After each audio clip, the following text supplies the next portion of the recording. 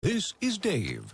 He really enjoys going to the movies. He's always considerate to his fellow moviegoers.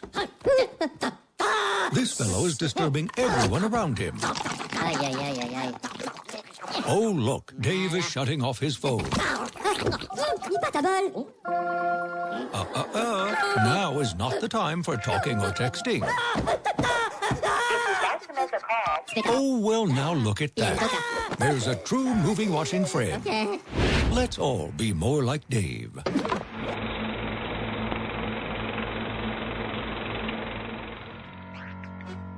This is MWIRE, Movie Week in Review. MWIRE is brought to you by Audible.com. Sign up today to get a free audiobook download at www.audibletrial.com/GeekCastRadio. Start today with a free 30-day trial with over 100,000 titles to choose from for your iPhone, Android, Kindle, or MP3 player. Don't forget to follow Audible on Twitter at audible_com. And now the latest and greatest in movies with MWIRE.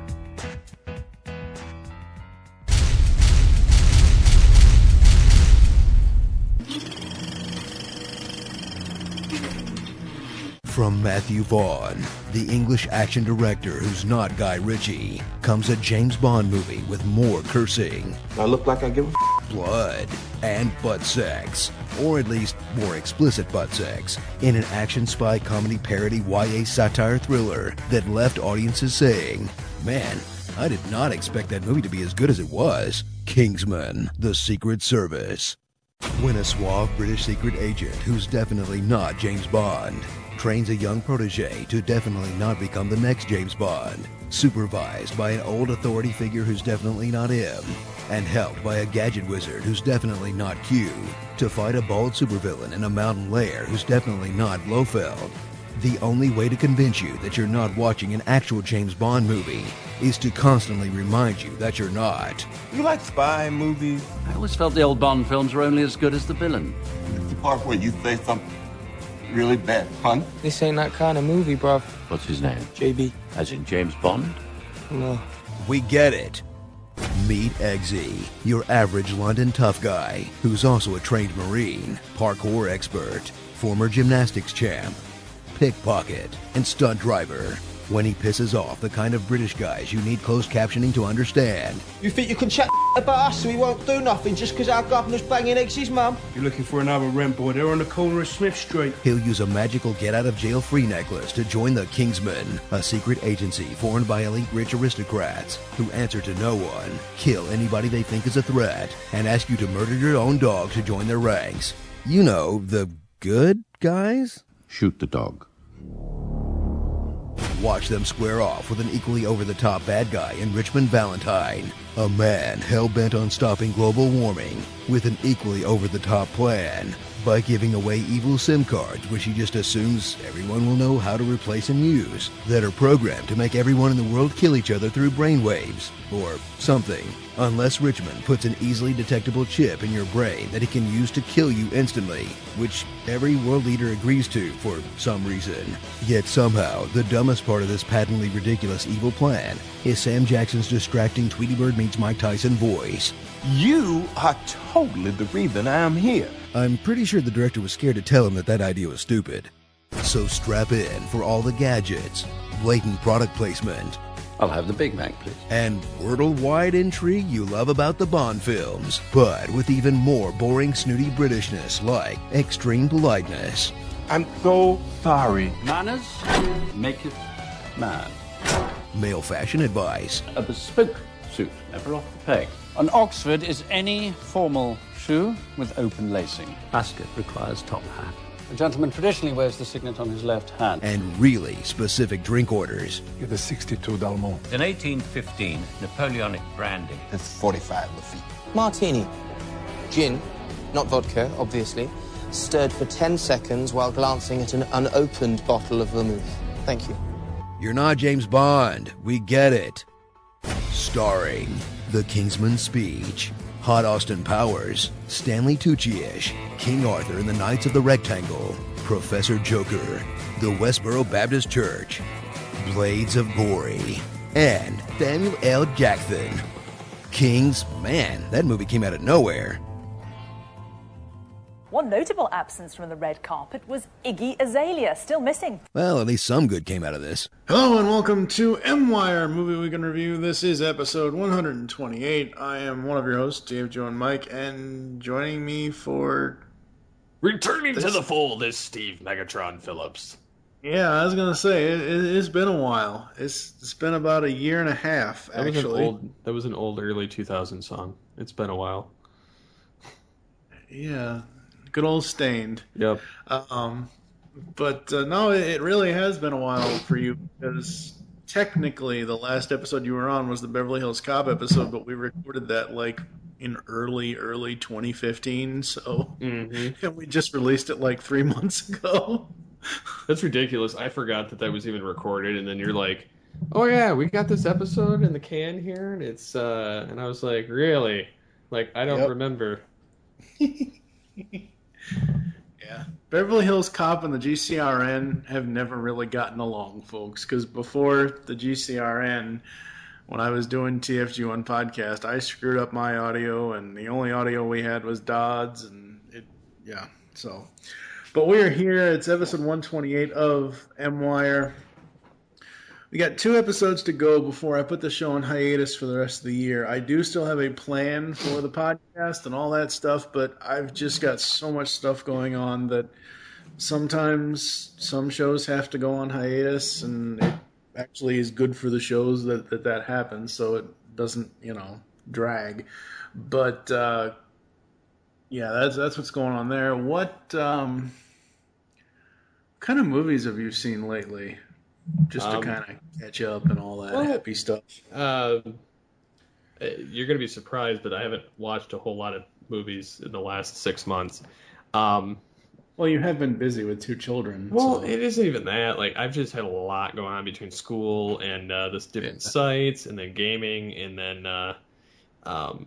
television, and then we've kind of taken this kind of sabbatical from certain types of movies, you could say. Yeah. We're trying to go cleaner with our viewing. Right. Kind of shying away from anything that's got, like, nudity in it or excessive swearing. That's kind of been a pet peeve for a while, but it's really getting to that point that I can't watch them anymore. So, like, over the last 6 months, I've watched Star Wars The Force Awakens. I know it's a little bit over 6 months, but whatever. And Deadpool, Batman v Superman. And I know Deadpool, that's a contradiction to the entire thing, but that was before I decided to go that route. And I knew I had to see that movie based on the fact that it was Deadpool. And then I saw Civil War. I saw I have yet to see Apocalypse, and I have yet to see TMNT. Those are on my hit list still. And Star Trek Beyond, obviously that's not out yet, but I want to see that. Star Trek Beyond is a console later. But and I've seen the 2 Adam Sandler movies. The Ridiculous Six. The Ridiculous Six was a complete waste of time. Yeah. I watched it out of just wanting to see how bad it was, more so than anything. And my wife loves Adam Sandler movies, but 10 minutes in, she's like, yeah, we got anything else to watch? Yeah, I was going to say, can we watch something else? And then I watched The Do-Over with Adam Sandler. Right. I like the movie overall because it's got this nice action-y vibe to it, and there's like a moral to it, and there's like, a true mission to it, unlike a lot of the stuff that he's done recently. And it was a very coherent, like, storyline. However, the fact that it had, at points, excessive nudity and excessive swearing, completely ruined that movie. If he would have cut the language to, like, his old school days, and then cut out the nudity bits, that movie actually would have been really enjoyable for the first time in like the last 10 years. since Click. And I know this is a podcast episode on something completely different, but I think that the action aspect of it kind of relates. It's movies. I mean, it's called Movie Week in Review. And I enjoyed the movie overall, but it was so perverse that I just I knew Mary wouldn't watch it, and so I was trying to download and edit it. And I took out all the nudity bits. I took out all of the constant humping that was showing up, or the dick jokes, or the literal dick showing. Right. And then I've spent, I don't know, about an hour editing out swearing, like the excessive swearing. Right. And it's Adam Sandler's character that does it. David Spade's character is pretty clean.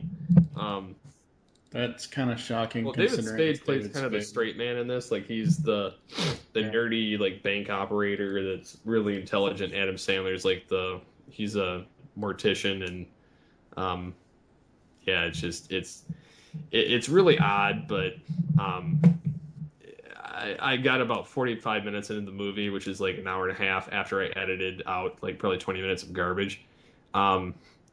And I still have a lot of ways to go with the swearing, so I kind of stopped for a while, and I'm going to go back to it later, but it's a mess of a film as far as that stuff. But it was a good film other than that.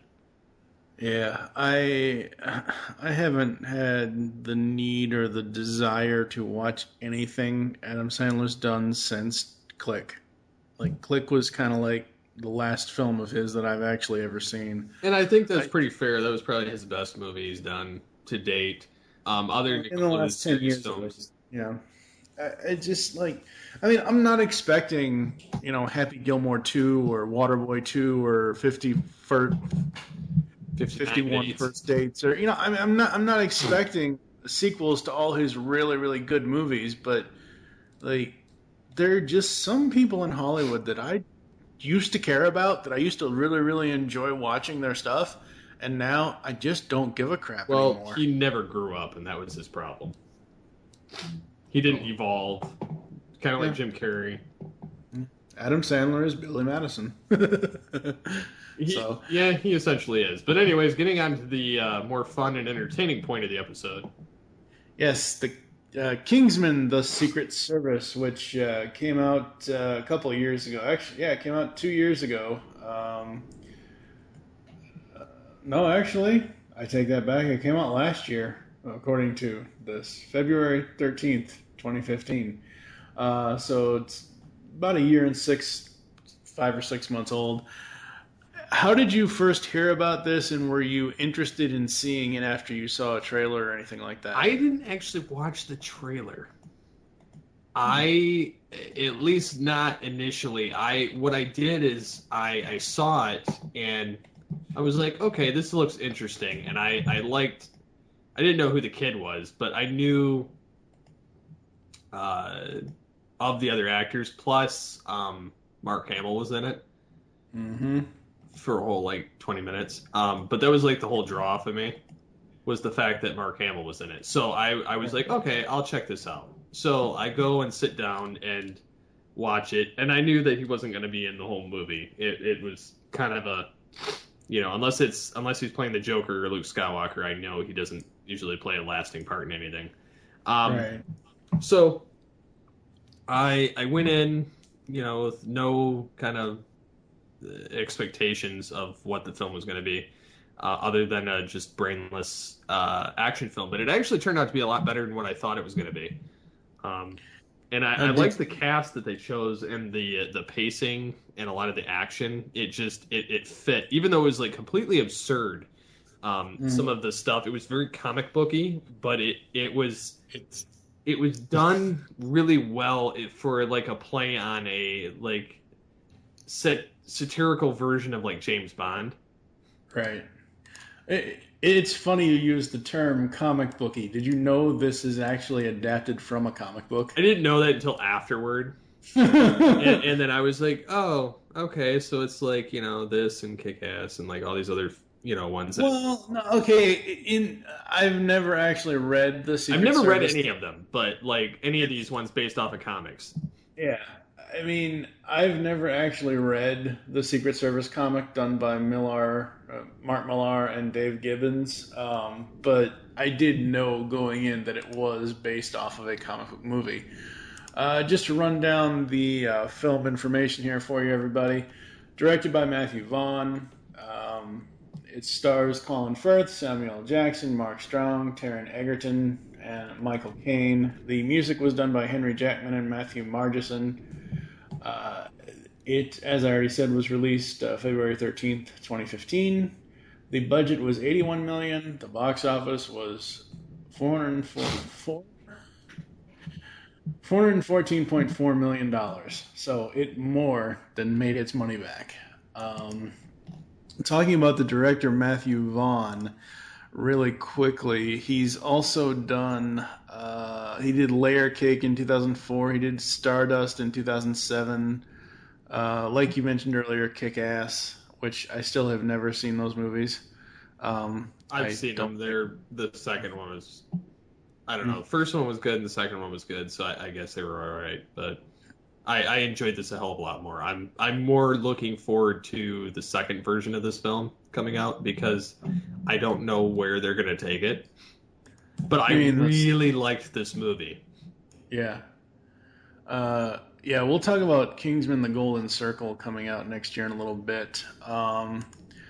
So you got him on directing. He also directed X-Men First Class. He had the privilege of being a producer on Fantastic Four. Fanforstic? Yeah, Fanforstic. They Forstick up here. Yeah. Yep. So there's that. After seeing the movie, I kind of want to go back to the comic and read it and see what it's like, but I'm not sure if I will right away.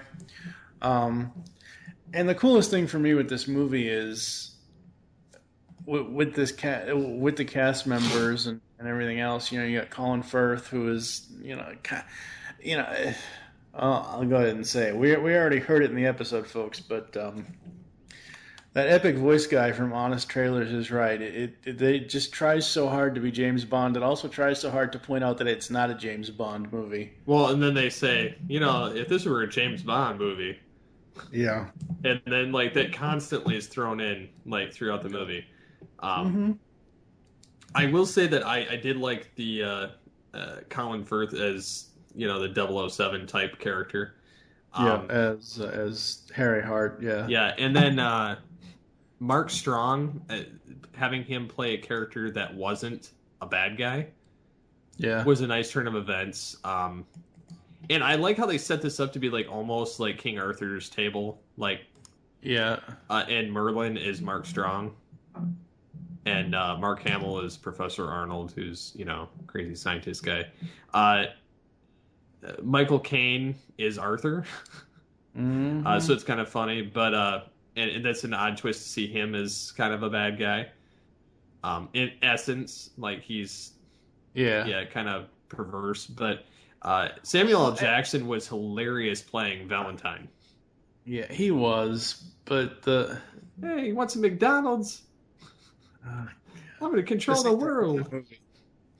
This ain't that kind of movie. Oh God, I fully blame Screen Junkies and Honest Trailers for this. Ever since I saw the Honest trailer for this movie, because Mr. Epic Voice Guy there points out, hey, it's Samuel L. Jackson with a Mike Tyson lisp and I'm like, oh God, no, he did not just say that. And now all I can think of is Mike Tyson when I see this movie. Samuel L. Jackson starring as Mike Tyson in 2017's Tyson film. Who knows? Tyson Tiki. We're going to McDonald's. Oh, God. But yeah, I really liked this film. The pacing on it was great. The car chase at the beginning. The car chase was awesome. I loved that part because Egerton was taunting the other boys in the bar, and then he stole their car, and then the fact that later Colin Firth had to come in and save him in the bar, and then he just wiped the floor with them.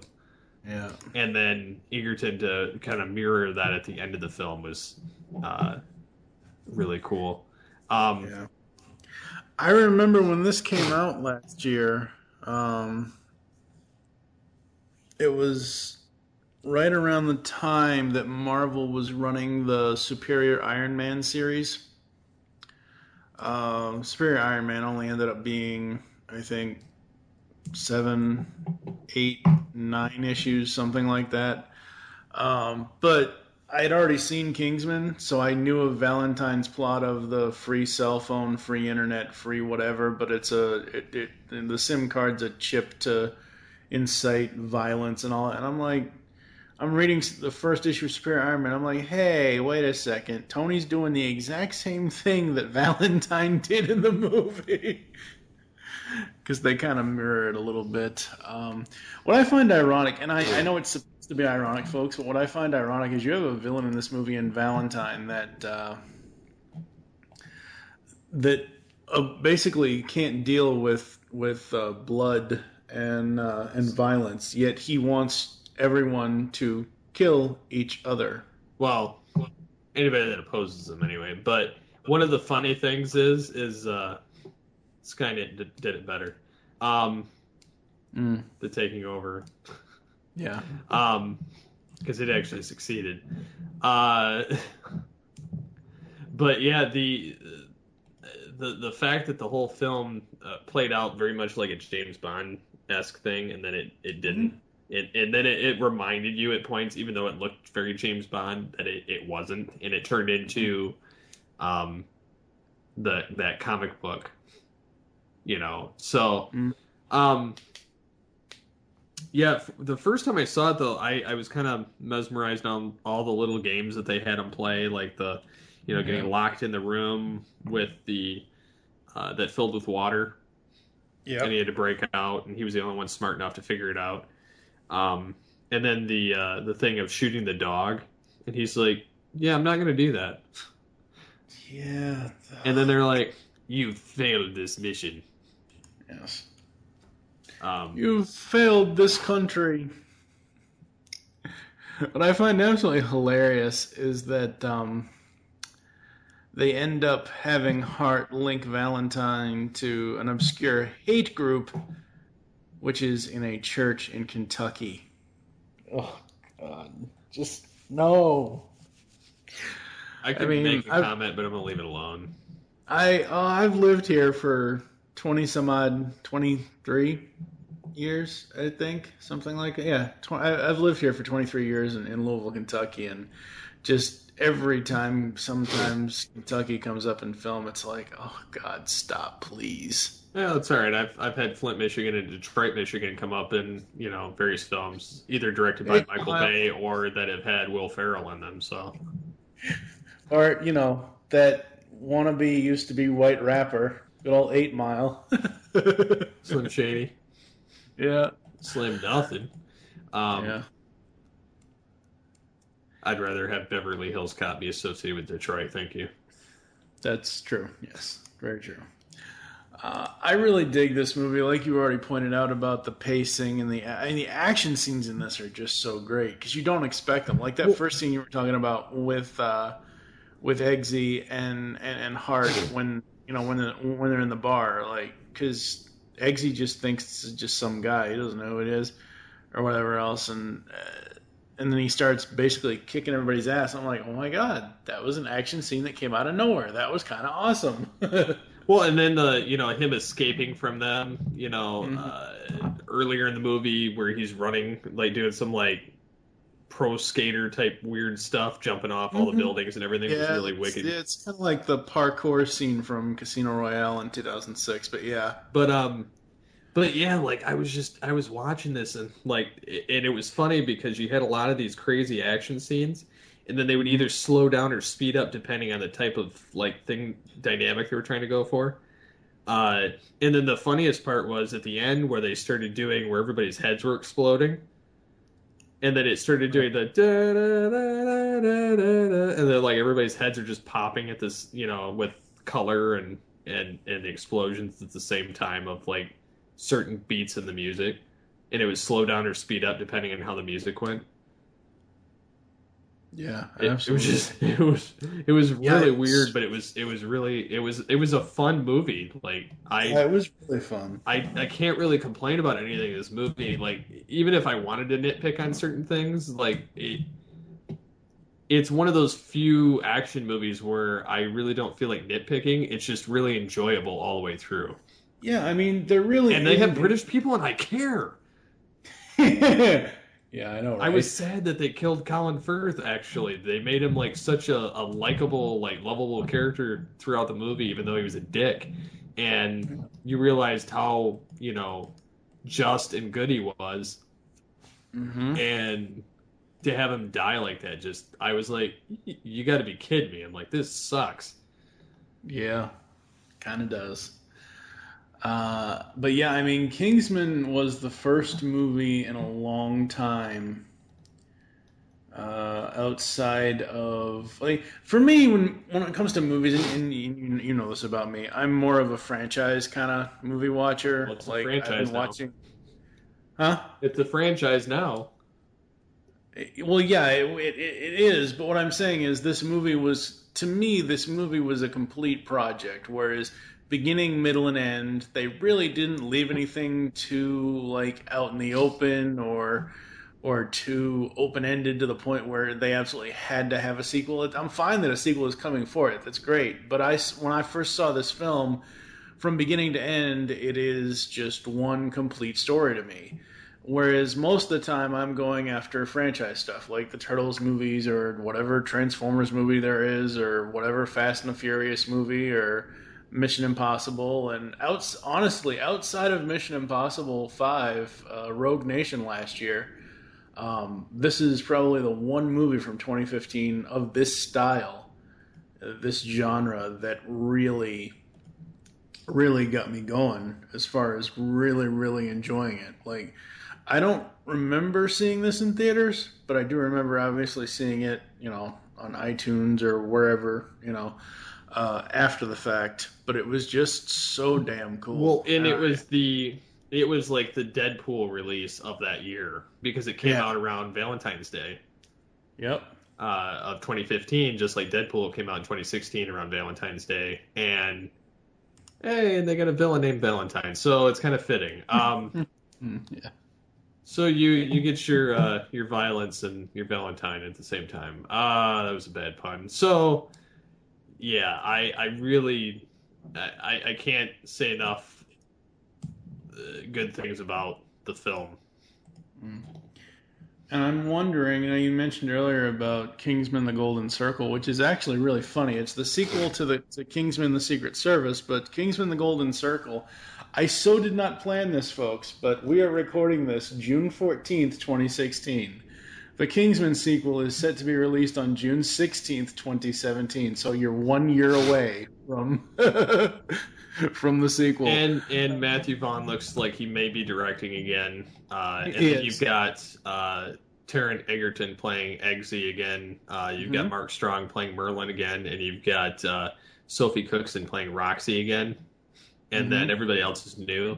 Like they got Elton John in the movie. They've got they got the dude. They got Jeff Bridges, doesn't have a name for him. They got Halle Berry in it, Julianne Moore, Channing Tatum.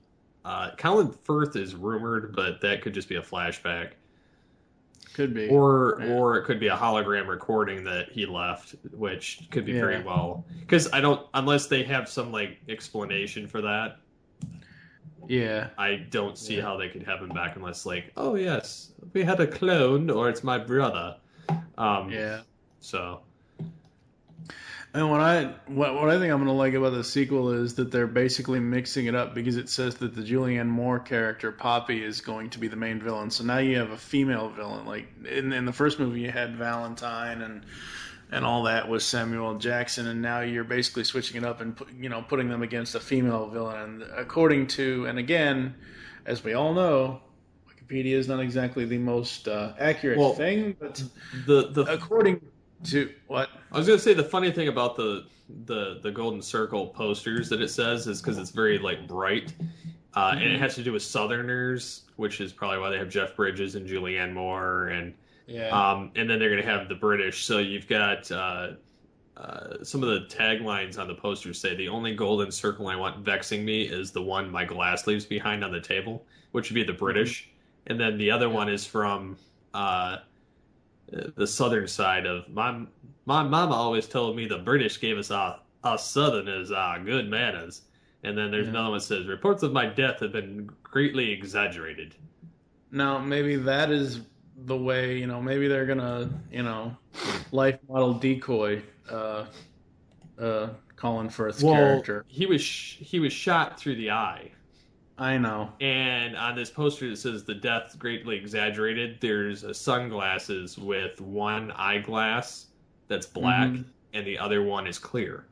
So I'm wondering if he ain't dead. He's just... Yeah, it's Hollywood. They'll find a way to bring him back if they really want to bring him back. Well, he's on set anyway on a shot, so... Yeah. So, what I was saying with Wikipedia, take it with a great grain of salt. On here, they do have a general premise. Eggsy and Merlin head to the U.S. to join forces with the Statesmen, their American counterpart, after the Kingsman headquarters is destroyed by the notorious mastermind called Poppy. So... I think that's going to be really cool. Basically, having the British Secret Service people come to America. And it's, I wonder how much of a James Bond influence they're going to take with this sequel. Because, the first movie is fine. It's great. And they specifically show you various things that could be a James Bond movie, but they also sit there and tell you, hey, this isn't a James Bond movie. So it's going to be interesting to see how they do all that with coming to the U.S. Will you see the sequel in theaters? I'm going to try. Being that it's around my birthday, I'm not entirely sure. But I will... That's definitely one I would like to see in the theaters. Because I enjoyed the first one so much. The other thing that I wanted to bring up before we close this out is the score by Henry Jackman and Matthew Margeson. I actually wrote up a review for this for La La Land Records last year when it came out. And going back and listening to the music, and I probably should have sent this to you beforehand, I forgot to do it. The music in this, that's another thing that made this movie so unique to me, is Jackman and Margeson's score. Because if you listen to the Valentine theme, that's got to be the most epically eerie villain theme I've heard in at least 10 years. It's just... It has this weird... eerie... I don't want to say flute, but it's some sort of woodwind instrument that just sounds really, really... creepy, and I absolutely love the score. I think the score is going to be great. I'm hoping, I don't know because I've already got that link closed. I'm hoping the Golden Circle, I hope they bring Jackman and Margeson back for the score for the sequel, because the music in this first film was just epic. So. Yes, I agree with you though.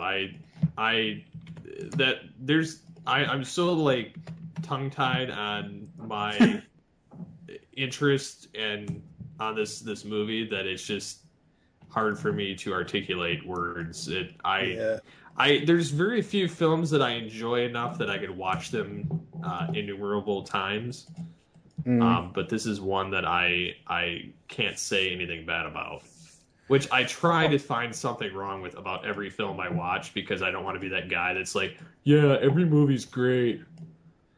If I'm really going to nitpick it, and I know they were doing this to reference and to kind of make fun of a couple of Bond villains, the only thing that kind of, even though it was cool as hell, that kind of egged me a little bit and kind of got into my skin just a little bit was the chick with the feet. And I'm like, seriously, this is how you're going to homage Odd Job and Jaws and all? I'm like, oh, God.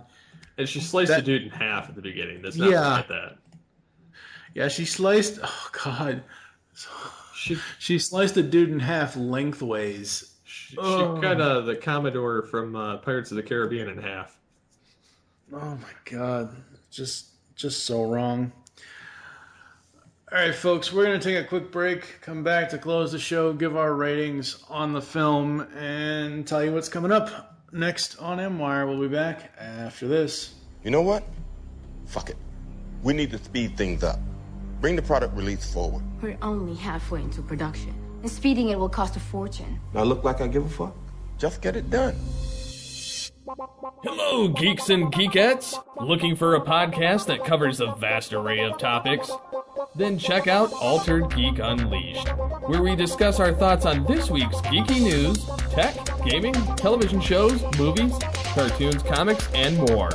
So, get altered, get geeky with the Altered Geeks, every Friday on the GeekCast Radio Network.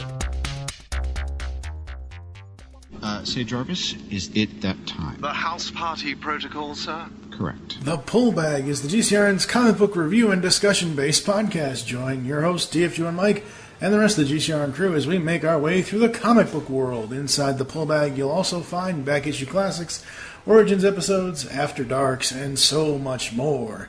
You can find the Pull Bag every Wednesday in iTunes, on Stitcher Smart Radio, Blog Talk Radio, and of course, GeekCastRadio.com. Make your great escape into comics and jump into the Pull Bag today. Unfortunately, the IP address I traced it to is registered to the Valentine Corporation. Well, that's not much of a lead. There's millions of employees worldwide.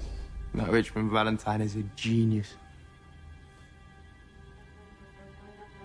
Did you not see his announcement today? No. We each spend on average $2,000 a year on cell phone and internet usage. It gives me great pleasure to announce those days are over. As of tomorrow, every man, woman, and child can claim a free SIM card compatible with any cell phone, any computer, and utilize my communications network for free. Free calls, free internet for everyone. Forever.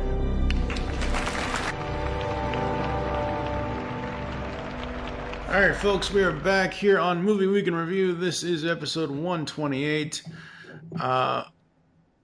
What would you give Kingsman The Secret Service 0 to 5 stars? I'm going to pull an old joke from old GCRN days, but a 5! A freaking 5! Like a 10, a freaking 10. Yeah, 10. And 10. Good old Billy Bob. We gotta do Varsity Blues one of these days. I love that movie. Yeah, you have fun with that. Oh, come on! I ain't watching it. It's... God. Yeah, you and your clean parenting podcasting thing now. Yeah, it's not even about that anymore. It's just I don't want to watch, like, filthy movies anymore. It's not even that... It's more of a teenager-ish film than filthy. It's a filthy movie. It's got teenagers in it. Those whippersnappers. I'm getting old. You're getting old. You're only 30. My taste in films have greatly been changed over the last few years. I'm 6 years older than you, and I still enjoy certain films. And really, honestly, come on, Varsity Blues... And I'm sure now it doesn't matter to you, but come on, back in the day, that whipped cream bikini, come on. Anyway. Yeah, that's over my head, dude. Yeah. The Kingsman, The Secret Service, so you're giving it a 5. I'm also going to give it a 5. I tried to find anything wrong with this movie, and I just couldn't. It was just so cool, just so great. Coming up on MWIRE, coming up next time, we've got episode 129, which is myself and Movie Revolt Dan talking about The Shawshank Redemption. So we've got that coming up. Yeah, what? That's a good movie. Yes, it is. So that's going to be coming up in about a week or so. After that, I think Doug Abel is going to join me, and we are going to go through 20 years of Tom Cruise and Mission Impossible. So they're going to watch Tom Cruise in the Smurfs. No. He's going to be in the new Smurfs movie. Oh, God. I'm joking. I just wanted to see if you'd... Don't do that. He is going to be in The Mummy. The Mummy remake. I'm not lying about that. Look forward to that coming from Universal Studios next year. What else does Universal have? I mean, Monster come on. movies. Yeah, that's it. Pretty much. That's all they got. Yeah. We lost everything else. Yeah. So, yeah, the next 2 episodes of MWIRE, episode 129 will be Shawshank Redemption. Episode 130 will be 20 years of Mission Impossible. The films, not the TV series, because the TV series is older than that.